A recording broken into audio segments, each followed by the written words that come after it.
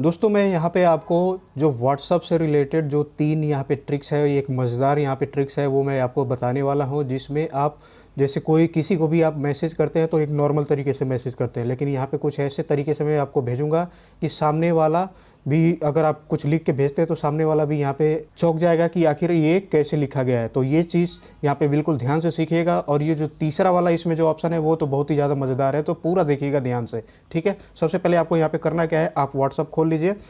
जिस भी आदमी को आप यहाँ पे मैसेज भेजना चाहते हैं उसका चैट इस तरीके से आप खोल लीजिए। अब इसके बाद से मैं आपको बताता हूँ कि सबसे पहले क्या भेजना है।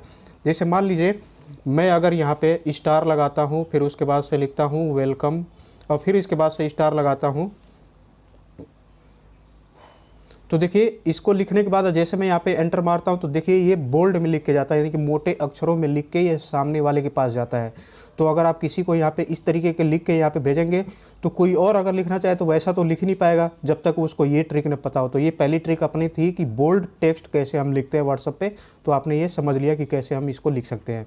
ऐसे ही अगर मान लीजिए आप यहाँ पे कोई भी टेक्स्ट लिखते हैं, कोई भी मैसेज लिखते हैं, अगर उसके पहले यहाँ पे अंडरस्कोर यानी कि जो माइनस के जैसा ही होता है लेकिन वो नीचे की तरफ लगता है, वो अगर आप लिखते हैं और उसके बाद से मैसेज जो भी आप लिखना चाहते हैं, वेलकम हियर, जो भी आप यहाँ पे मैसेज लिखिए, ठीक है। उसके बाद से अगर आप फिर से यहाँ पे अंडरस्कोर दे के और एंटर मारते हैं तो देखिए ये बिल्कुल तिरछे तरीके से यहाँ पे लिख के जाएगा मैसेज।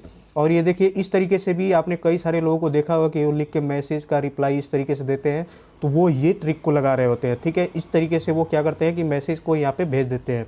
और तीसरा यहाँ पे क्या एक तरीका है वो देखिए ध्यान से, ये बिल्कुल ही इंपॉर्टेंट है।